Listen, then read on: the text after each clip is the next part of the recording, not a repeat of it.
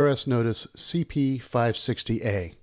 This is a notice that you might receive from the Internal Revenue Service if you've applied for an Adoption Taxpayer Identification Number, or ATIN, for your adopted child, and you've been assigned an ATIN by the IRS. So we'll go through this notice, kind of walk through what it says, what you may need to do, and where to get more information. But first, let's talk about what an ATIN is.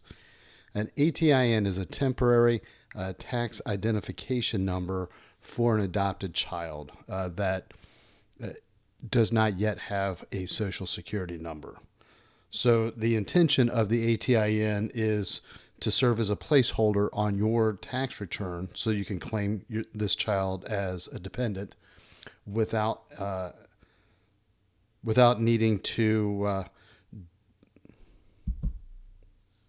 wait for a social security number to be assigned. So this is a temporary placeholder, and then once you receive a social security number, then you'll update your records with the IRS accordingly. So let's start with the upper right hand corner. Up here you see the notice number 560A, the notice date, which is January 28th 2019, and there's contact information. There's also a case reference number. Over here on the left hand side, you'll see your name, address. I would recommend that if you've recently changed your address, that you actually take the time to update your address information on file with the IRS. You can file a change of address form known as IRS Form 8822, and we'll put links in the show notes to resources that we've created about that tax form. Let's talk about the ATIN that's been assigned. So in order to receive an ATIN, you have to file IRS Form W7A, which is the application for a taxpayer ID number for pending U.S. adoptions. And so, again, it's not a social security number. It's only valid for up to 2 years. So you don't need to do anything with the IRS as far as they're concerned unless you receive a social security number, or we'll get to it, but you may need to reapply if you're still waiting 2 years after the assignment of the ATIN for a social security number. You would have to take additional action to keep that going. But if you do have questions, you can contact the IRS. They should have the contact information there. There's a link to a page on the IRS website. We'll circle back to that in just a moment. So this second page is intentionally left blank.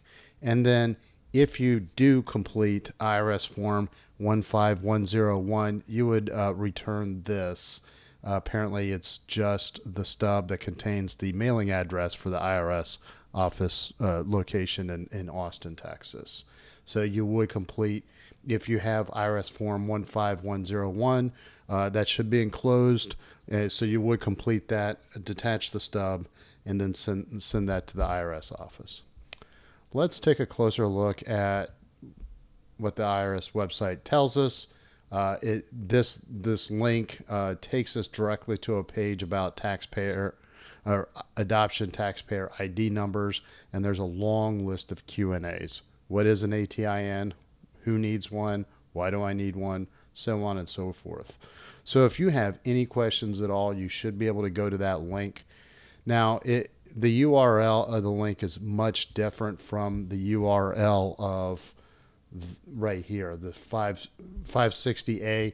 Normally when you click on a link, or if you see that link, you can type it in and it would say, here's how to understand your CP whatever notice. In this case, it's just got a long list of frequently asked questions. So if you do have any questions about filling in the gap, like for example, can I use an ATIN to claim the earned income tax credit?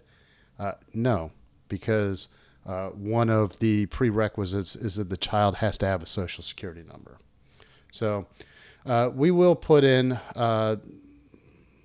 we'll put in the show notes links to relevant articles. For example, IRS Form 15100, that would be the extension request for an ATIN if you happen to need an extension as opposed to actually reporting a Social Security number. So, and again, there are different notices. We'll be going through each of those in order, but depending on which notice you receive, you're kind of moving in the direction that the IRS is nudging you into. So we'll put links in the show notes to all the resources, mainly articles and videos that we've created about tax forms discussed in this video. So let's circle back.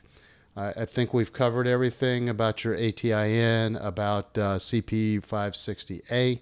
Again, we'll put links in the show notes. So if you like our articles, please subscribe to our newsletter. If you like our YouTube videos, please subscribe to our YouTube channel. And as always, if you have any questions or comments, or if there's a topic that you'd like to see in an upcoming video, please hit me up in the comment section. Thank you very much and have a great day.